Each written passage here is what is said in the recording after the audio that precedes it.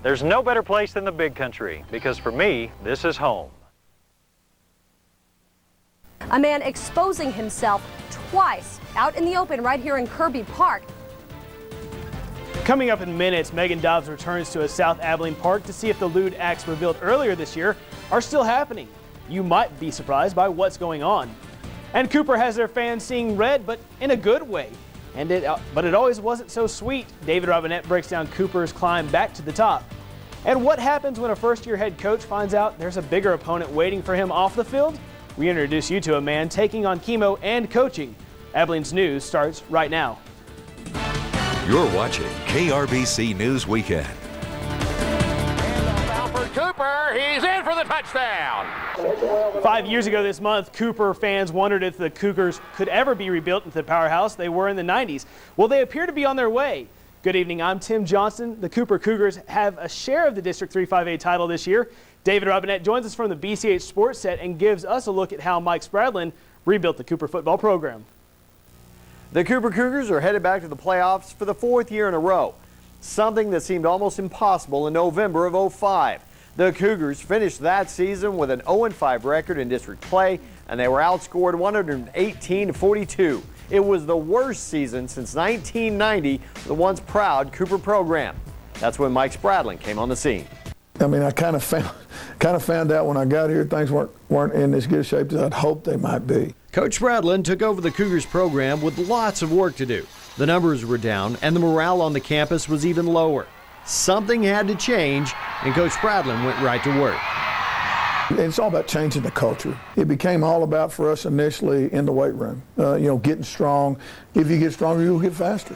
So it's a belief that, and then with that physical strength comes some mental toughness. This is about the guy next to you. It always has been. And that's the second part of this whole thing is the team thing. That's the culture change that has to happen. If kids don't buy into the fact that they're not, it's all about the team and it's about the guy next to you, then you don't have a chance. I'm telling you, it won't work. In addition to the work, Coach Spradlin says the parents, the students, and the coaches and the players all had to stop peeking over the fence at crosstown rival Abilene High. One of the things I told Dr. Polnick when we interviewed is I said, if you want to know what I want, then I'll tell you exactly where I think the boundaries ought to be, but it doesn't matter what I think. I'm just a football coach. When he came into Abilene from day one, he started taking care of his field house and nothing else. And that's why they're where they are now, in my opinion, is they're a top 10 caliber football team in Class 5A. And all of the changes Coach Spradlin implemented have worked. The Cougars are headed back to the playoffs for the 4th year in a row. They're ranked in the top 10, and they just snapped a 6-game losing streak to Abilene High. Almost every coach has an idea of how to turn a program around. The difference in this case, Spradlin got his team to buy what he was selling. He's just a great coach. He's always for us. He's always picking us up. He treats us like men. He's on a mission just like we are. Everybody works hard. He works hard. He does his job perfect, and he expects everybody else to do the same. So the Cougars go from no wins in 2005 to a district championship in District 3-5A in 2010, and they have their eyes set on the big prize at the other end of the Class 5A playoffs. If you're asking me, do I think we have a shot? Yeah, I think we got a shot. You cannot let your guard down. You cannot assume that somehow the destination is you're already arrived at the destination. It's about finishing strong. The Cougars start their second trip to the Class 5A playoffs since 2003 on Friday night. They open the postseason at Shotwell Stadium.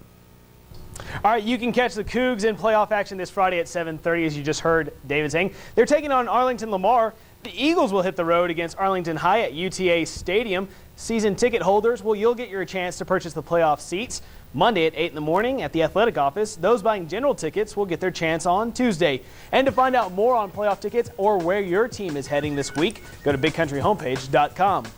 A woman on a bicycle was hit by a car earlier this evening. It happened around 7 o'clock at South 14th and Hollis Street. Police say the woman claims she was hit from behind by a red sedan. States that she fell onto the grass and rode to South 11th and Hollis before calling the police. The victim was taken to the hospital by ambulance. Police have not released her identity, but say they have dealt with her in the past. Well, drivers, here's a heads up for you. The stretch along South 14th in front of our station here and stretching from Danville to Pioneer Drive will be under construction. Crews will be resurfacing the road from now until December. Only one lane, both east and westbound, will be open, so expect delays. Will it be bye-bye birdie for Maxwell or all she wrote for the South Abilene Library? That decision is hanging in the balance this week as the Abilene City Council will consider possible program cuts this Tuesday. KRBC's Jessica Reyes joins us from the newsroom with how the loss of these programs will help the city but hurt the patrons.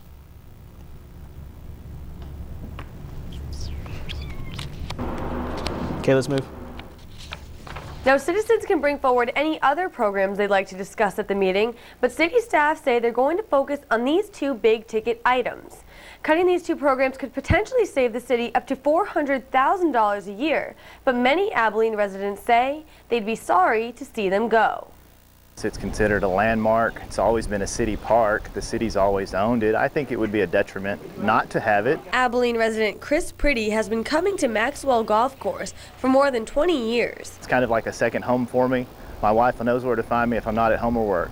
However, that could soon change. Currently, the city of Abilene provides a $6,000 a month subsidy to keep the course open, but cutting the subsidy will be up for discussion at Tuesday's meeting. Some residents argue shutting down the golf course would be taking away a part of the town's history. This course is part of Abilene. It's been here for over 70 years. Also on the chopping block, the South Branch Library.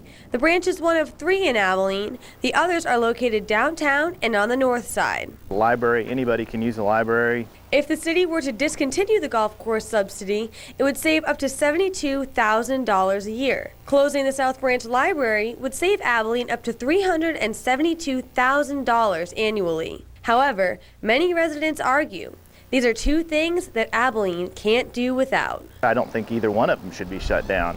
One for sport and entertainment and one for learning. Now, anyone is welcome to attend the workshop if you want to voice your opinion and help city leaders plan how your tax dollars may be spent. It will be at City Hall Tuesday evening at 5:30. In the newsroom, I'm Jessica Reyes. Back to you, Tim. It was a pleasant day and a beautiful weekend across the area. Many people took advantage of the sunny and mild weather by heading to the park and enjoying outdoor activities. Of course, this time of year is known for its rapid temperature swings with warm weather one day to freezing temperatures the next, kind of like we saw last week. And as many of us know, it's just a part of life in the big country. Growing up in Texas, you learn never to try to pre-guess what the weather's going to be, prejudge. I keep a pair of shorts and a jacket in the car at all times. More on what we can expect this week, we toss it to meteorologist Matt LeBon. Joining us at the conclusion of yet another warm weekend. We expect these above normal temperatures to continue into the work week as well, as we should be easily in the upper 70s, perhaps scratching near 80 degrees for some spots for the next couple of days. A trough approaching, though, for the latter part of this week not only increases rain chances, it also brings cooler temperatures. The question is, could next weekend be a complete reversal? Could we be looking at a somewhat cold weekend? We'll talk about that with your 7-day forecast. That's coming up here in just a couple of minutes. Local groups have alleged that some Abilene parks are being used as places where men hook up and have sex. We profiled this alarming issue at one Abilene park at the beginning of the year. Our Megan Dobbs returned to that same park to find out if the issue has changed and what the city has to say about it. If you ask city employees what the intended purpose of municipal parks is, they'd likely tell you the parks exist for family-friendly use. Maybe they want to play on a ball field, maybe they want to jog, maybe they just want to sit quietly and read a book. They're there for them to use anytime they want to use them. And rightfully so, considering a small amount of Abilenian tax dollars go toward the upkeep of parks. That includes water, electricity, personnel, as I said, materials to repair things. According to the city's website, the most widely used parks in Abilene are Nelson, Rose, Redbud, and Will Hare. The other parks get about 1% of park-goers each month. But it's those other parks residents speak of when talking of rumored illicit activity. From drugs to sexual behavior, parks like Seabee and Kirby Park. Early this year, sources told me of people, mostly men seeking men, meeting and sometimes having sex in such parks. Abilene is big enough to where people do tend to go out to parks. And it's not any set group of people. It's high-risk heterosexuals, it's men who have sex with men. It's teenagers that we're finding out also are visiting parks and going out there and having unprotected sex. Here I am again at Kirby Park. Now, I came out to the park not long ago just to see if any changes had been made, and here's what I saw. A man exposing himself twice out in the open right here in Kirby Park. It was disturbing, whether in a park or not. Police say they treat all criminal activity as such. We have an obligation regardless of where they happen in the city. And wherever that activity is occurring, regardless of what it is, we're going to address forces there to deal with it. Fortunately, Abilene police regularly patrol the parks, as they do all public places in the city. But making an arrest, especially for lewd behavior, isn't always easy. It is a situation where if you're talking about illicit sexual activity, that is something that the officer has to observe to make an on-site arrest.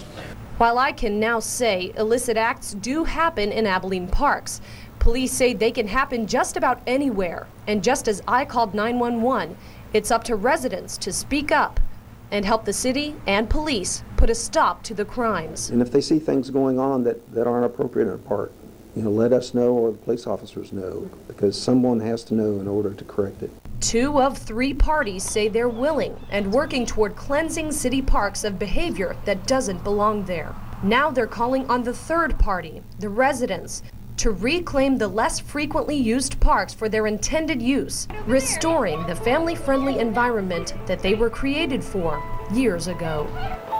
In Abilene, Megan Dobbs, KRBC News. The city of Abilene says it wants to do all it can to keep city parks clean and has a plan in place to improve and add to the parks. You can see the master plan for the parks at bigcountryhomepage.com.